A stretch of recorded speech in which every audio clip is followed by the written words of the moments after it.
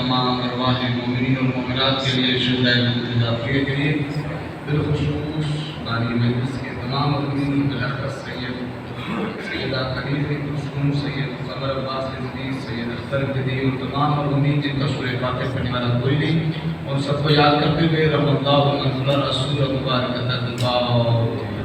بسم اللہ الرحمن الرحیم۔ ایاک نعبد و ایاک نستعین، اهدنا الصراط المستقیم، صراط الذین انعمت علیہم غیر المغضوب علیہم ولا الضالین۔ بسم اللہ الرحمن الرحیم۔ قل هو الله احد الله الصمد بسم اللہ الرحمن الرحیم۔ اپنے والد شریعت قبولیت کے لیے مل کر بابا سے بلند کر صلوات۔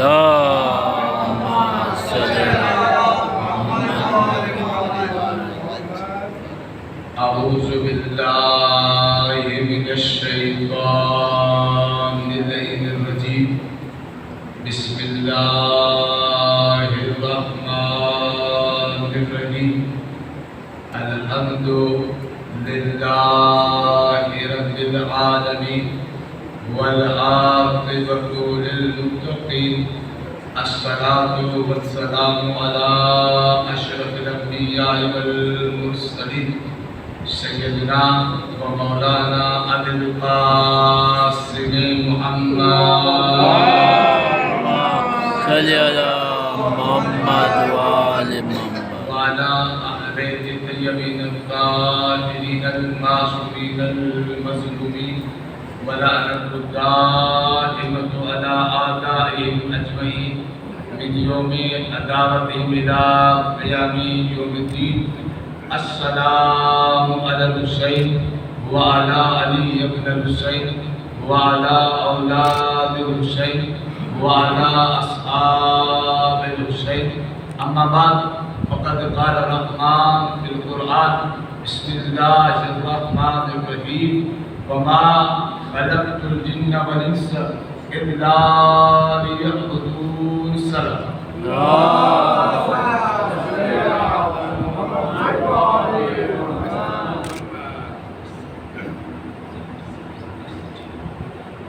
امام زمانہ بلند تر سلوات۔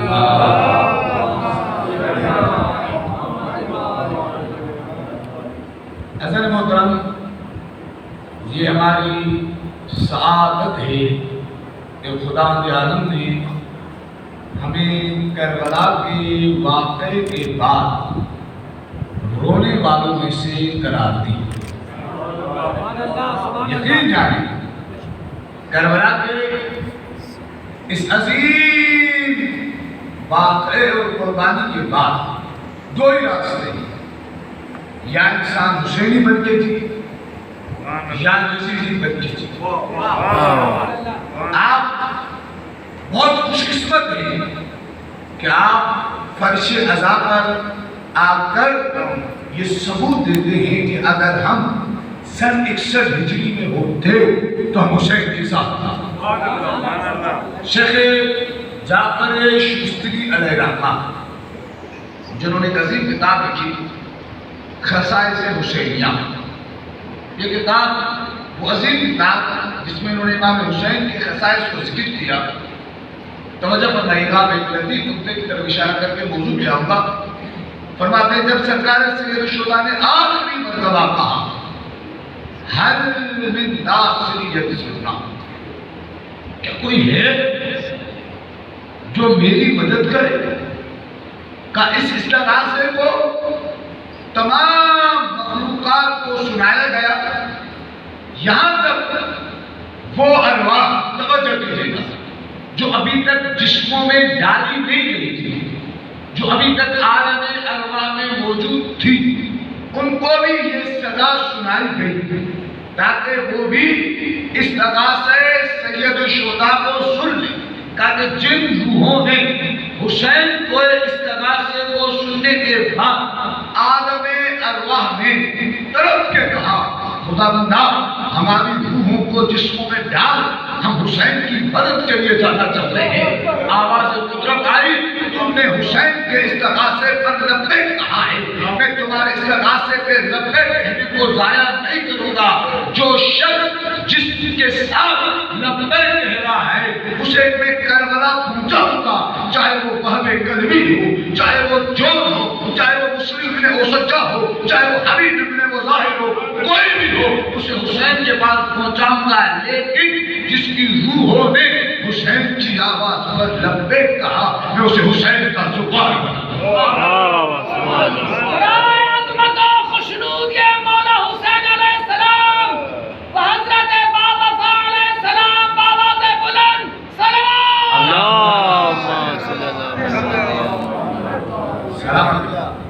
تو کہا کہ حسین کا زبان بنا دوں گا. لیکن شاید کسی کے ذہن میں خیال آئے کہ اگر کوئی کربلا نہ جا سکے تو کیا اس کی روح نے لبیک نہیں کہا تھا؟ توجہ فرمائیے گا. آگے خود لکھتے ہیں شیخ جعفر شستری کہ جب روز قیامت جنت کے دروازوں کو حسین کے زبانوں کے لیے کھولا جائے گا, کئی ایسے افراد ہوں گے جو ایک کونے میں گھی اپنا ہوں گے, ان سے سبق پوچھا جائے گا کہ یہ کا کیا سبب ہے, تو کہیں گے کاش ہم بھی کربلا گئے ہوتے. توجہ کیجیے گا, ہم بھی کربلا گئے ہوتے, ہم بھی جنت کے اس دروازے سے جاتے جہاں سے حسین کے زبان جا رہے ہیں. فرشتوں نے کہا کہ آ جاؤ, تم حسین کے زبان ہو. وہ کہیں گے ہم کبھی کربلا نہیں گئے, تو کیسے زبان؟ کہا تمہیں کیا پتا کیا حسین فقط کربلا میں ہے؟ تم نے جہاں سے بھی حسین کو سلام کیا تھا, حسین نے تمہارے سلام کو قبول کیا. اور محمد وآل محمد صلوات. اللہم صلی علی محمد. یاد رکھیں, حسین کے ساتھ وابستگی اس بات کا ثبوت ہے کہ کربلا میں آپ ہوتے تو سید الشہداء کے ساتھ ہوتے.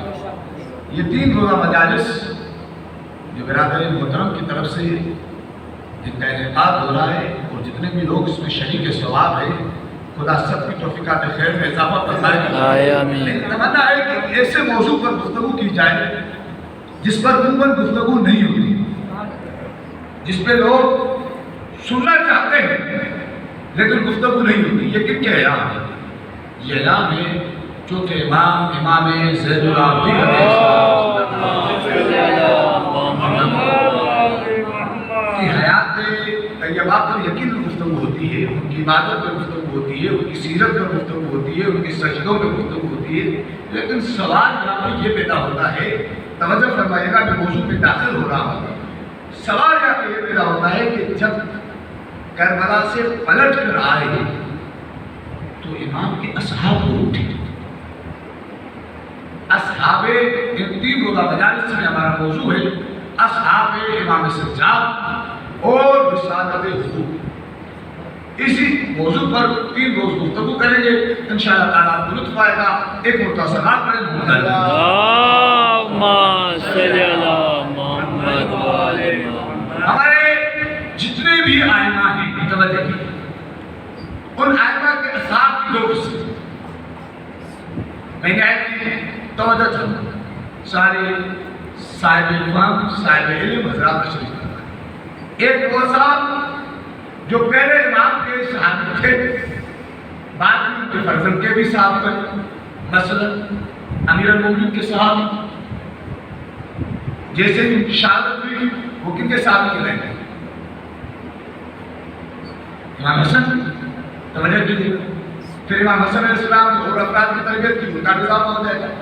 لیکن جب بات سید سجاد کی آتی ہے, ان کے بابا کے جتنے بھی بابا اور خاص اصحاب تھے وہ سب شہید, یعنی سب کسی بھی امام کے دور میں آپ کو نظر نہیں ہے. بہت زبردست نظر, یعنی ہر امام کو جلیل القدر صحابی ملے. مثلا امیر المومنین کے ساتھ بھی سب اعتماد تھے. امیر المومنین کے صحابی جناب عبید تھے, ان کی شہادت کے بعد کن کو ملے؟ امام حسن کو تھے. امام حسن کے جو جلیل القدر صحابی تھے, قلیل یا کثیر اسے درست نہیں, وہ سرکار سید الشہداء کو ملے. لیکن یہ عظیم امام جن کو اصحاب بابا کے جتنے بھی جانتے سب کے سب شہید ہو گئے. اب جب کربلا سے پلٹ کے آئے ہر طرف سے دشمنوں کے تیر چلے. توجہ کیجیے, ہر طرف سے دشمن, حتیٰ ایک ایسا فرقہ بنایا گیا, توجہ کیجیے, یزیدی سازشوں سے کہ جو لوگ علی کی ولایت میں قائم تھے لیکن وہ امام سجاد کی امامت نہیں کرتے. ایک نیا فرقہ, اس فرقے کا نام فرقہ کیسانیہ. کیسانیہ, دوبارہ کہہ رہا ہوں, کیسانیہ. یہ وہ لوگ تھے جو علی کو امام مانتے تھے, امام حسن کو امام مانتے تھے, امام حسین کو امام مانتے تھے, لیکن سید سجاد کو امام نہیں مانتے تھے. یہ غربت تھی. آپ دیکھیں اصحاب بہت دیر موضوع ہے, اصحاب امام سجاد اشرے کا موضوع. تو وہ جو اپنے تھے ان کو اٹھا کے دیا گیا. کس کو امام مانتے تھے؟ وہ جناب محمد حنفیہ کو امام مانتے تھے, امیر المومنین کی فرض تھا. حالانکہ محمد حنفیہ نے کبھی بھی نہیں کہا کہ میں امام ہوں. وہ خود سے کہتے تھے کہ نہیں, یہ امام, یہ بڑے, یہ علی کے بیٹے ہیں, یہ حسن کے بھائی ہیں, یہ حسین کے بھائی ہیں. پھر کیا کیا امام سجاد کی عظمت کو دکھانے کے لیے محمد حنفیہ نے ایک عظیم کام کیا.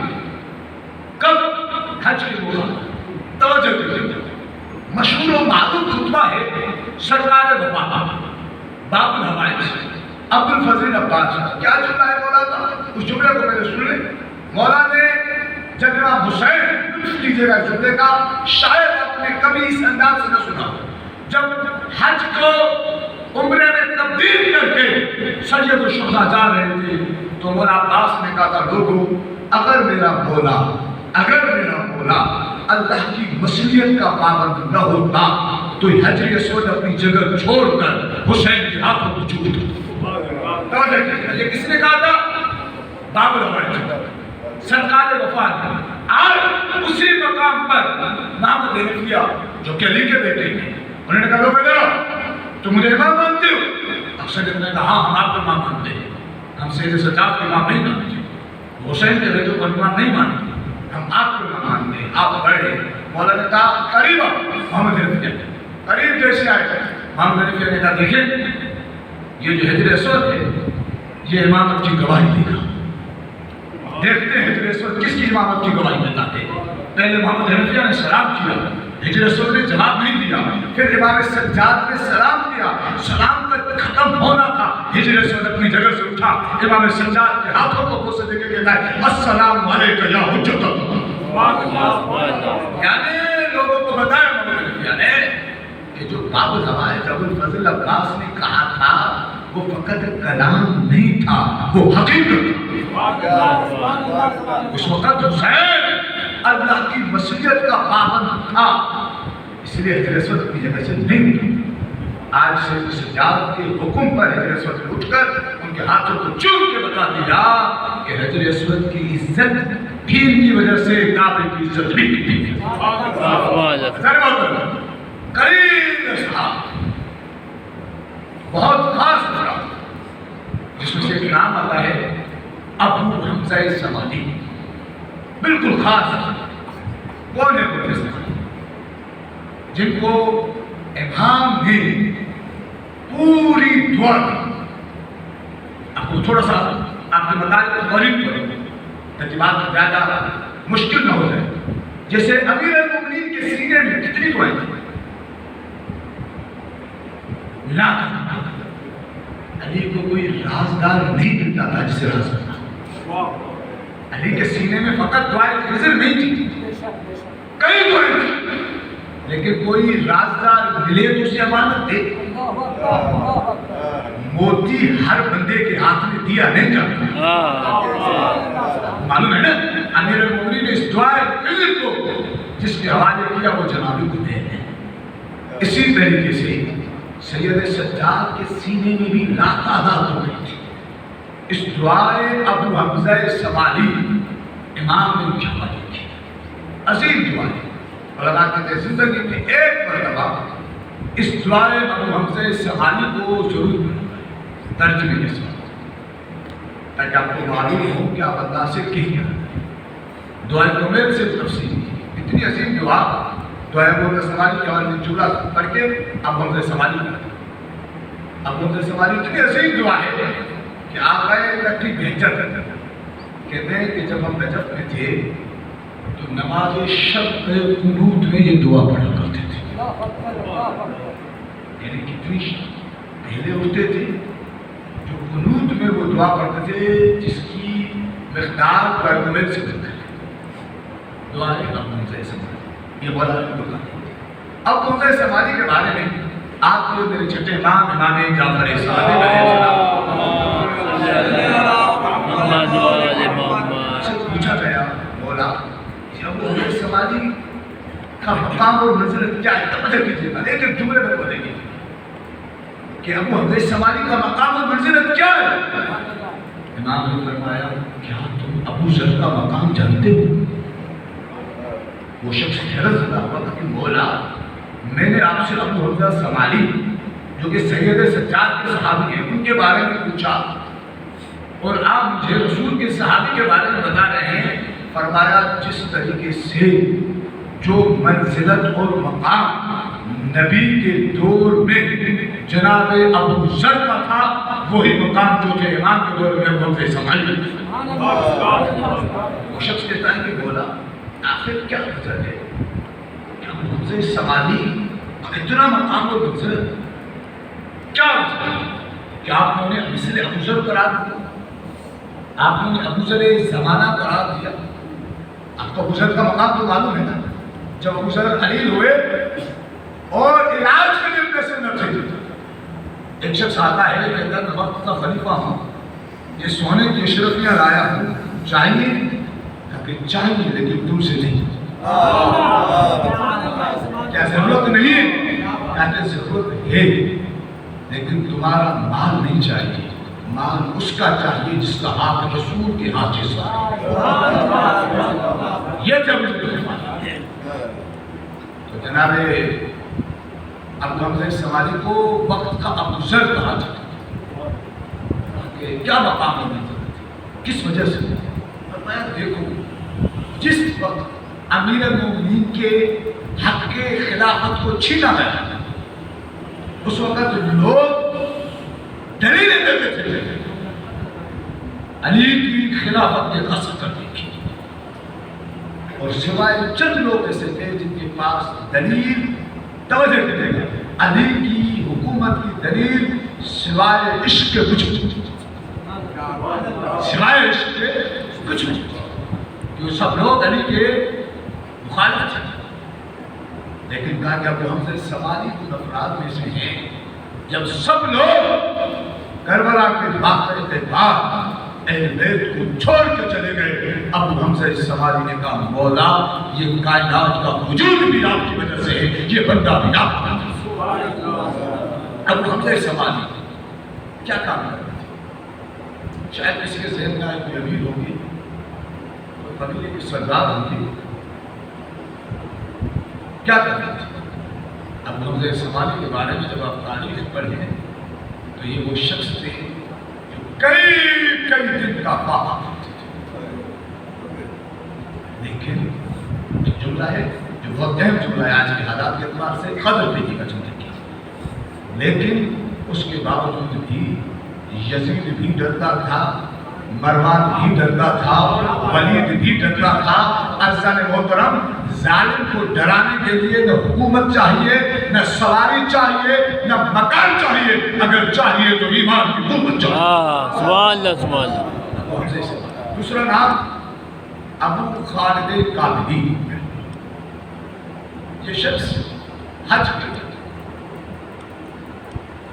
امامت محمد حنفیہ کا قائل، جیسے حج میں گیا توجہ کیجیے گا، اس نے حجر اسود کا جو واقعہ میں نے آپ کے سامنے پڑھا، یہ افغانستان کا رہنے والا تھا، کابل کا، جیسے اس نے یہ واقعہ دیکھا یہ امام کی امامت کا قائل، جیسے امام کی امامت کا قائل وہ ابو خالد کابلی نام یاد رکھے، امام کی امامت کا قائل ہو جائے. اس طریقے سے عشق سید سجاد میں گرفتار ہوا جیسے سلمان تھا تو فارس کا، پھر پلٹ کے لگایا علی کی در سے.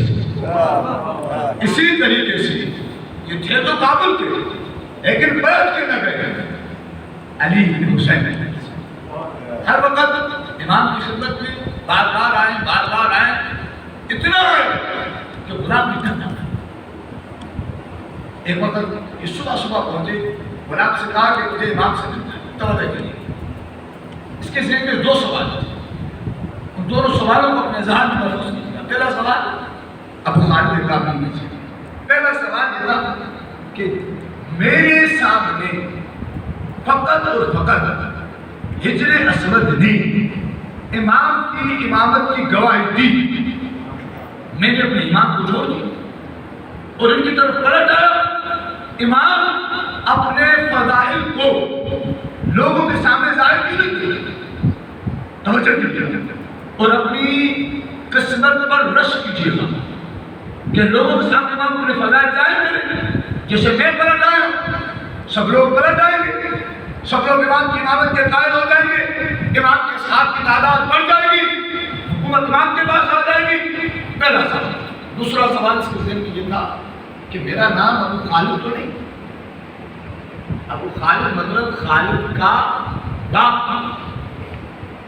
جیسے مولانا کو کہا جاتا ہے ابو الحسن، حسن کے بابا. میرا نام ابو خالد تو نہیں، میرا جو اصلی نام ہے وہ کیا امام کو پتا ہے نہیں؟ یہ دونوں سوال لے کر لے آئے. جیسے آیا غلام کے ساتھ دو کو جھوک ہوئی اور اتنے میں غلام سے اس نے کہا کہ یہ مجھے اندر جانے دو. امام نے اس کی آواز کو سنا. امام نے غلام سے کہا ابو خالد کو آنے.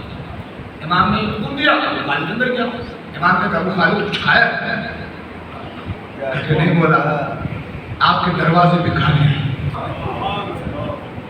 امام نے کہا کیا؟ امام نے بستر سامنے چھوڑایا. ابو خالد کھانا کھا رہا ہے.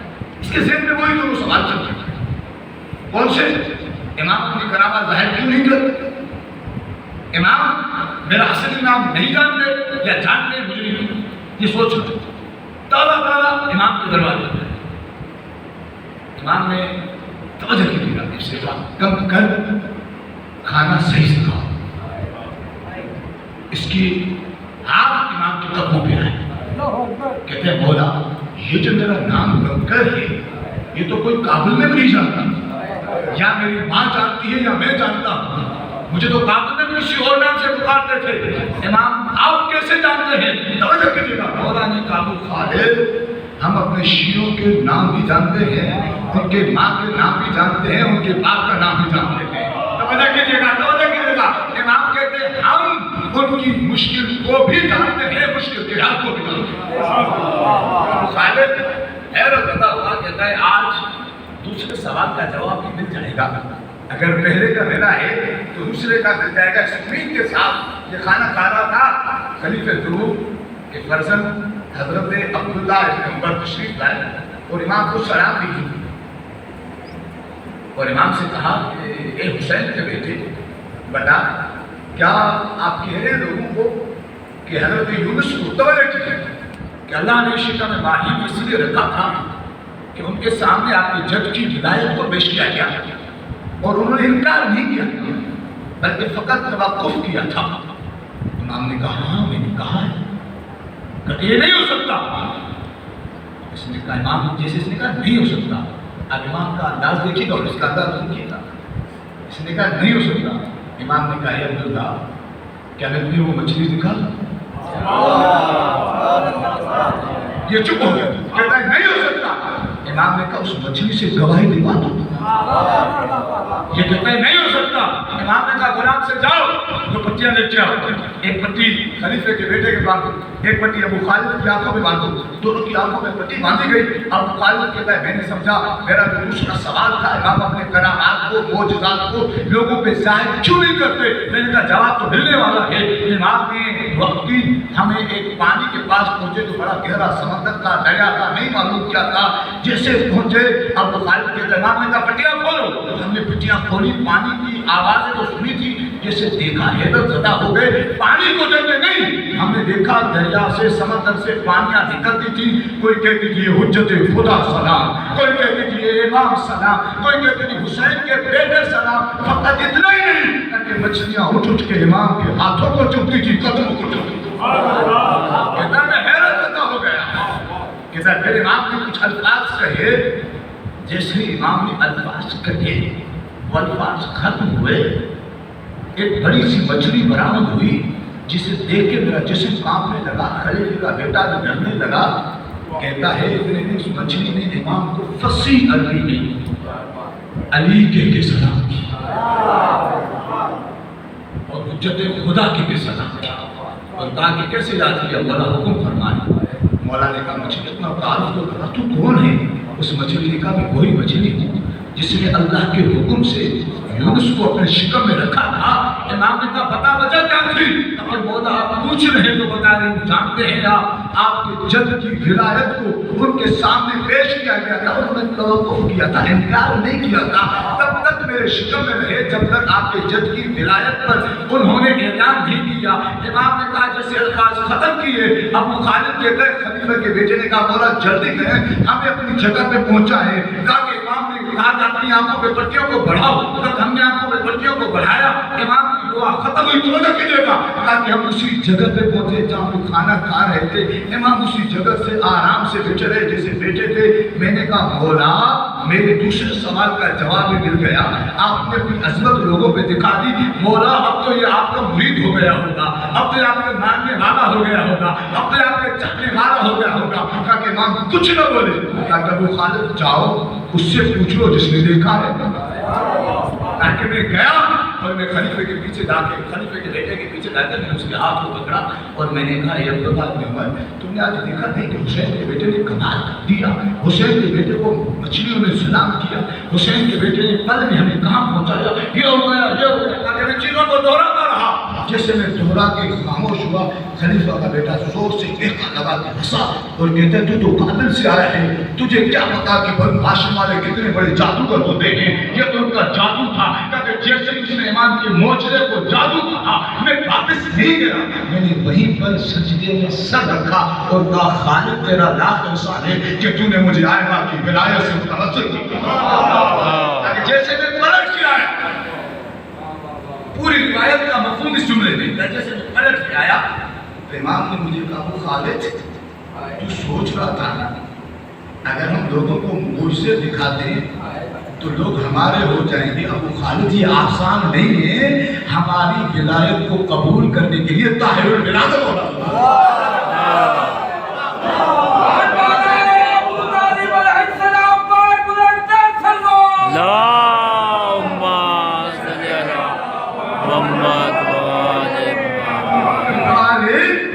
اگر ہم مومن سے سب کچھ چھین لیں تو ہم سے دشمنی نہیں کرے گا، اگر دشمن کو سب کچھ دے دیں پھر بھی ہم سے محبت نہیں کرے گا۔ اگر مطلب یہی امیر المومنین نے جناب قمیل کے ساتھ جب مولا کی ظاہری حکومت آئی، مولا نے قمیل کو ایک جگہ کا گورنر بنایا اور کچھ مہینوں میں قمیل کو گورنری سے ہٹا دیا۔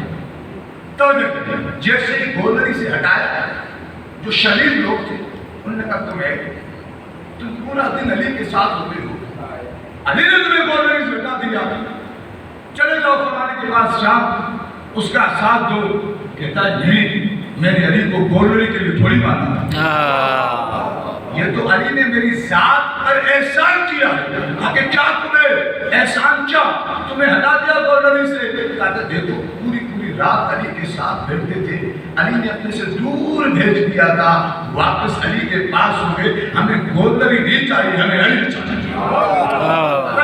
امام کے یہ عظیم صحابی تھے جناب ابو خالد کابلی، جنہوں نے کسی بھی قسم کے اثر کو نہ لیا، اگر لیا حیدر کی طرف سے کوئی تاریخ نہیں بتا، کوئی کتاب ذکر نہیں کہ ابو خالد کابلی کو کبھی مولا نے کہا ہو کہ تم افغانستان سے آئے ہو، یہ مال دو، اپنے بچوں کو بھیج دو، نہیں کچھ نہیں دیا، یہ دو صحابی تھے جن کا ذکر کیا، اور ہمارے موضوع آپ کو عرض کیا کہ اصحاب امام سجاد اور رسالت حقوق. یہ رسالت حقوق کیا ہے؟ آج صرف تعارف سنیں رسالت حقوق. رسالت حقوق اگر آپ سے کوئی میرا بزرگوں سے جوانوں سے بچوں سے بہت اہم بات ہے. رسالت حقوق امام کی ایک چھوٹی سی کتاب ہے, ایک حصہ ہے جس میں امام نے 50 حقوق کو بیان کیا. یعنی وہ عظیم کتاب ہے کہ اگر کوئی شخص جو نام مسلم آپ سے پوچھے کہ مجھے کوئی ایک کتاب ہے جسے پڑھ کر مجھے اسلام کے پورے حصے کا تعارف ہو جائے, تو اس کے لیے بہترین کتاب رسالت حقوق. شاید کسی بزرگ کے کسی بچے کے ذہن میں سوال آئے کہ مولانا آپ نے کہا کہ رسالت حقوق بہترین کتاب ہے, کیا قرآن بہترین کتاب نہیں ہے؟ کیا نہج البلاغہ بہترین کتاب نہیں؟ یقیناً بہترین, کیا اس سے بڑھ کر کوئی کتاب ہی نہیں ہے. رسالت حقوق سے افضل کتاب ہے کیونکہ ایک اللہ کی کتاب ہے, ایک علی کی کتاب. سبحان اللہ. لیکن نئے مسلمان کے سمجھنے میں مشکل ہوگی, کیونکہ آپ سے مجھ سے پوچھے جاتا ہوں اسلام کون سا مذہب ہے؟ آپ نے امن کا مذہب, محبت کا مذہب. جب وہ قرآن پڑھے گا تو اس میں جہاد کی آیت ہے, اس میں لڑنے کی آیت ہے. وہ کہا آپ نے تو کہا تھا کہ مذہب اسلام امن کا مذہب ہے, اس میں تو جہاد کا حکم ہے. ہاں بعد میں آپ سمجھائیں گے کہ جہاد اس لیے کیا جاتا ہے کہ فساد نہ ہو, امن. لیکن شروع میں اس کے لیے مسائل ہو سکتے ہیں. نہج البلاغہ علی کا کلام ہے. علی کا کلام آپ کو ہمیں سمجھ میں نہ آئے کیونکہ کلام الامام امام الکلام ہے. امام کا کلام کلام کا امام ہے. رسالت حقوق میں کیا ہے؟ امام کا کلام ہے. رسالت حقوق میں امام نے نہ جنگ کی بات کی ہے, نہ لڑائی کی بات کی ہے, نہ اختلافات کی بات کی ہے. اس کتاب کا نام حقوق ہے. اس میں امام نے بتایا ہے کہ تمہارے خالق کا تمہاری گردن پر کیا ہے, یعنی وہ حقوق. پہلا 50 حقوق امام نے بیان کیا. پہلا امام نے یہ بیان کیا کہ تمہارے خالق کا جس نے تمہیں عدم سے, تم نہیں تھی, وجود بخشا, اس کا حق کیا ہے قدر کیجیے گا. امام نے فرمایا تمہارے خالق کا تم پہ پہلا حق یہ ہے کہ اس کا کسی کو شریک قرار نہ دو. شریک قرار نہ دو, کسی کو شریک نہ دو. اور روایات میں واضح ہے کہ اللہ تمام گناہوں کو معاف کر دے گا سوائے شرک کے. لیکن اصل محترم شرک قرار نہ دو. یہاں تک بات آپ کو سمجھ میں آیا کہ بہت آسان بات تھی. امام نے اگلا جملہ جو کہا وہ بہت اہم ہے. امام نے کہا تم اس کو اپنی عبادات میں بھی کسی کا شریک قرار نہ دو. حضرت عبادات میں کیا امام کہنا چاہتے ہیں؟ خود امام نے وضاحت فرمائی.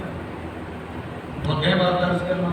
امام نے فرمایا عبادت میں شرافت سے مراد یہ ہے کہ تم اس کی عبادت اس کے لیے کرو. اس کی عبادت کسی کو دکھانے کے لیے نہ کرو. اس کی عبادت ریا کاری کے لیے نہ کرو. اصل محترم یہاں پر شرک کی جہاں بات ہو رہی ہے تو لوگوں کے ذہنوں میں بہت ساری باتیں آتی ہیں. جب ہم توسل کی بات کرتے ہیں تو کہتے ہیں لوگ شرک ہو گئے. جب ہم شفاعت کی بات کہتے ہیں لوگ کہتے ہیں کہ شفاعت نہیں, جو بھی شرک ہو گیا. حضرت محترم یہ ان لوگوں کو شرک ہوتا ہے جنہوں نے توحید کو مشرکوں سے لیا.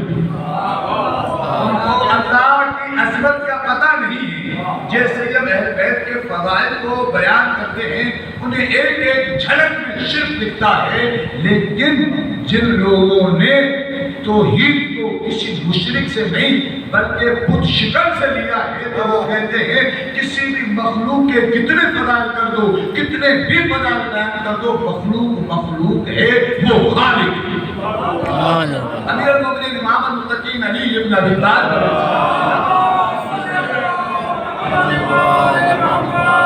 سے کسی شخص نے پوچھا مولا انسان اپنے آپ کو شرک سے کیسے بچائے؟ کیونکہ امام نے رسالت حقوق میں بڑا فرمایا شرک سے اسی کو شریک نہیں کرو, اپنے آپ کو شرک سے بچاؤ. لیکن مولا شرک سے کیسے بچائے؟ فرمایا تم خالق کو کسی کی مثل ہی نہ مانو. اسے ان صفات سے مانو جن صفات کا تم تصور بھی نہیں کر سکتے. بس اتنا مانو کہ جہاں پر میری ازل کا خاتمہ ہوتا ہے وہاں سے اس کی صفات حسنہ کا آغاز.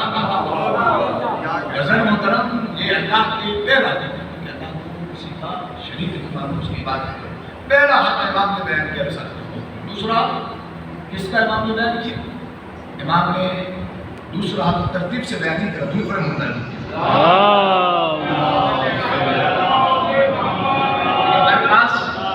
بہت محدود دن ہے. ہمیں اصحاب کا ذکر بھی کرنا ہے اور ساتھ میں اس موضوع کو بیٹھا کر تو بیان نہیں کر سکتے. خاص طور دوسرا جس سے ذکر کر رہا ہوں وہ بہت اہم حقوق ہے اور اسی حلقے میں آج کی بات کو مکمل کروں گا. امام فرماتے ہیں تمہارے باپ کا توجہ کیجیے. اللہ کے لیے کیا کہا امام نے؟ تمہارے خالق نے تمہیں ادب سے وجود خالق ہے اور بتایا باپ کا تمہاری گردن پر یہ حق ہے کہ تمہارے باپ نے تمہیں وجود اللہ کے حکم سے دیا. بات کو آسان ہے. امام کہہ رہے ہیں کہ تمہارا خالق حقیقی اللہ ہے لیکن سبب خلقت تمہارا باپ. اگر تمہارا باپ نہ ہوگا تو بھی کسی کے ذہن میں شاید یہ آ جائے کہ حضرت عیسیٰ کے تو باپ نہیں, جناب آدم کے تو باپ نہیں. تو یاد رکھیں یہاں پر امام کی جو گفتگو ہے وہ عام انسانوں کی ہے. وہ خالق کن فیکون جو چاہے کرتے تھے لیکن عام انسانوں کے لیے امام نہیں. امام نے فرمایا کہ تمہارا باپ تمہاری اصل ہے, وہ نہ ہوتا تو تم بھی نہ ہوتے. امام نے آگے شاہ فرمایا تمہارے باپ کا تمہاری گردن پر یہ حق ہے کہ کبھی بھی اس سے آگے نہ چلے اور اس کے ساتھ نیکی کر کے اس پر احسان نہ جتا. یہ جملہ بہت اہم ہے. ہمیں معاشرے میں پہلے تو اسے بچے بہت کم ملتے ہیں جو والدین کے ساتھ نیکی کرتے ہیں. آج کے دور میں اگر ملتے ہیں تو احسان جتا کے کرتے ہیں. امام نے فرمایا اگر تمہارا باپ تم پہ ہاتھ اٹھائے تو اس کے بدلے میں اس پہ ہاتھ نہیں اٹھاؤ. فرمایا اپنے باپ کے ساتھ جب بھی گفتگو کرو ایسی گفتگو کرو جو اس کی محبت اور شفقت میں اضافے کر سکے. اسی باپ کے حوالے سے آخری روایت اور آپ کی ذہنات کو مسائل کی طرف لے جاؤ. ایک شخص آتا ہے اور آ کر چوتھے امام سے کہتا ہے مولا وہ کون سا گناہ ہے جسے خالق معاف نہیں کرے گا؟ امام نے فرمایا وہ شخص جس کی اسے ماں باپ نے اسے آنکھ کھینچی لیکن ناامید نہیں ہوئی. اس امام کے جملہ پڑھا کوئی بھی حل مسئلے کا نہیں دے سکتا اس مسئلے کا حل جن کے پاس ہی وہ ہے نہیں. امام نے فرمایا اگر کسی شخص کے والدین اس سے ناراض کرے وہ چاہتا ہے انہیں راضی کر لے تو قبر میں بھی وہ اس کی نیکیوں کے محتاج. ان کی قضا نماز کو پڑھے, ان کی طرف سے معصومی کی زیارات کو کرے, ان کی طرف سے زیادہ کار حسنہ کرے. آپ کو معلوم ہے ہم کہتے کہ نہیں بعض لوگ ہمارا باپ کا بڑا مدد نہیں تھا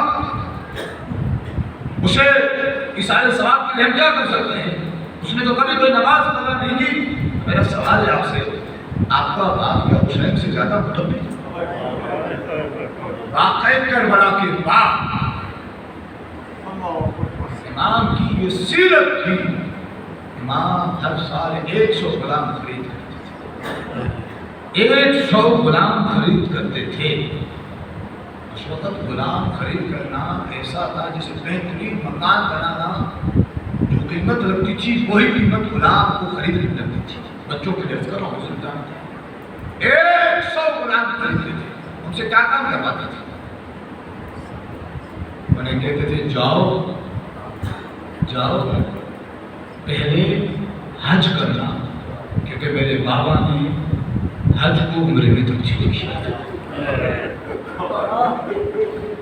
اور اس کے بعد حج کر کے یہاں پلٹنا نہیں، سیدھا کربلا چلے جانا اور میرے بابا کی زیارت کرنا۔ آزادارو، میں نے ایک حق جو امام نے بیان کیا، میں نے جان بوجھ کے اسے روکا، اب بیان کر رہا ہوں۔ امام کہہ رہے ہیں تمہارے باپ کا تمہاری گردن پر یہ حق ہے، اگر تمہارا باپ تمہارے سامنے دنیا سے چلا جائے، اسے بہترین کفن دو، اسے غسل دو، اس کا جنازہ پڑھاؤ، لیکن آئے میرا غریب امام، آپ کی آہیں بلند ہو گئی، آپ کی آہیں بلند ہو گئی، دل کھول کے روئیں گے، میں نے جان بوجھ کے جلدی کیا ہے، کیونکہ یہ اس امام کی مجلس ہے جو امام 35 برس تک ہوتے ہوئے کھڑے، یہ کس امام کی مجلس ہے؟ اس امام کی مجلس ہے جو بازار میں جب چلتے تھے قصائیوں سے پوچھتے تھے بتاؤ تم نے جانور کو پانی پلایا ہے؟ قصائی ہاں میں جواب دیتا تھا اور اگلا جملہ کہتا تھا، اے حسین کے بیٹے، ہم نبی کا کلمہ پڑھنے والے ہیں، نبی کا حکم ہے کہ جانور کو پیاسا ذبح نہ کرو۔ امام تڑپ کر کربلا کی طرف رک کر کے کہتے تھے، ہائے میرا غریب، جزاک اللہ جزاک اللہ، فقط اتنا ہی نہیں، فقط اتنا ہی نہیں، فقط اتنا ہی نہیں، شیخ مفید نے لکھا کہ جب بھی بازار کے ہجوم میں کسی بیوی کو برقع پہنے ہوئے دیکھتے تھے، زاروں قطار ہوتے تھے، لوگ پوچھتے تھے مولا کیوں؟ کہتے تھے کتنی خوش قسمت ہے کہ بازار کے ہجوم میں برقع پہن کے جا رہی ہے میری بھوپی زینب۔ آزادارو، جب امام حسین رخصت آخر کے لیے آئے، مولا سے کہا سجاد یہ امامت کے قبر اٹھا چلے، میں جا رہا ہوں۔ غالب امام نے کیا کہا کہ بابا چچا عباس کہاں ہے؟ کہا کہ قد قتل، آپ کے چچا مارے گئے۔ جب پوچھا میرا بھائی اکبر کہاں ہے، یہ نہیں کہا کہ مارے گئے، کیونکہ حسین جانتے تھے بھائی کی موت قبر توڑ دیتی ہے۔ کہا کہ سجاد کس کس کا پوچھو گے جو ماتم کے لیے آئے ہیں؟ کہ سجاد کس کس کا پوچھو گے، میں کس کس کا بتاؤں؟ بس اتنا سن لے، یا تم رہ گئے ہو یا میں رہ گیا، باقی سب مارے گئے۔ یہ سننا تھا، امام نے اپنی زوجہ سے کہا جناب فاطمہ بنت حسن سے مجھے عذاب دے، مجھے تلوار دے، میں بھی بابا پہ قربان ہوگا۔ امام نے کہا سجاد جس سے اکبر میرا چھوٹا بیٹا تھا، اصغر میرا چھوٹا بیٹا تھا، قاسم میرا چھوٹا بھتیجا تھا، عباس علی کا چھوٹا بیٹا تھا، انہوں نے چھوٹی قربانیاں دی ہیں۔ سجاد آپ نے بڑی قربانی دینی ہے۔ مولا نے کہا بابا قتل ہونے سے بھی کوئی بڑی قربانی، کہ ہاں بیٹا کر کیا، کہ بازار میں ماں کے ساتھ۔ جزاک اللہ جزاک اللہ جزاک اللہ، اللہ کو کسی خبر اللہ ہے۔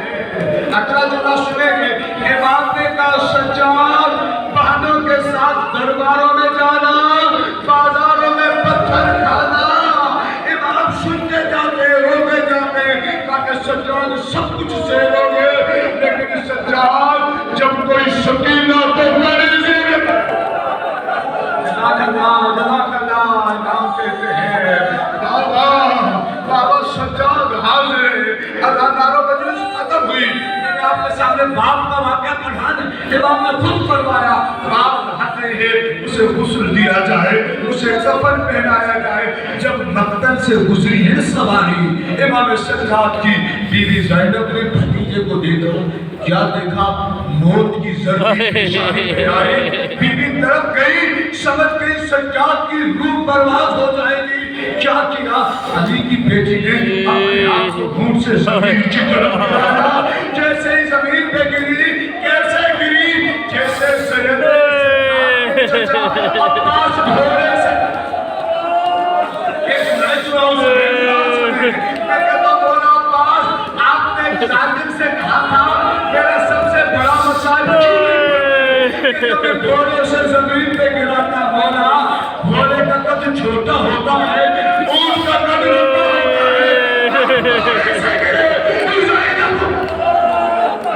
مولا علی کی بیٹی اونٹ سے گری کوئی مصیبت نہیں لیکن مولا مقتل میں ملتا ہے ایک مرتبہ گری لیکن مولا سکینہ شان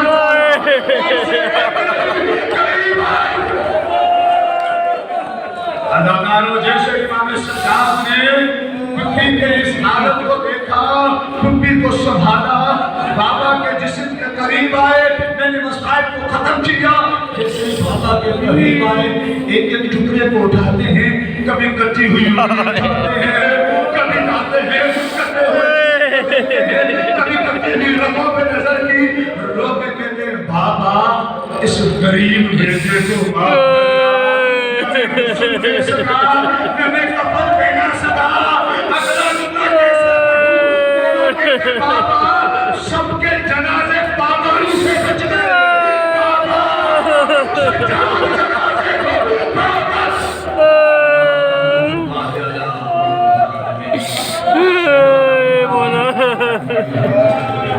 خدا ان ہونے والوں کو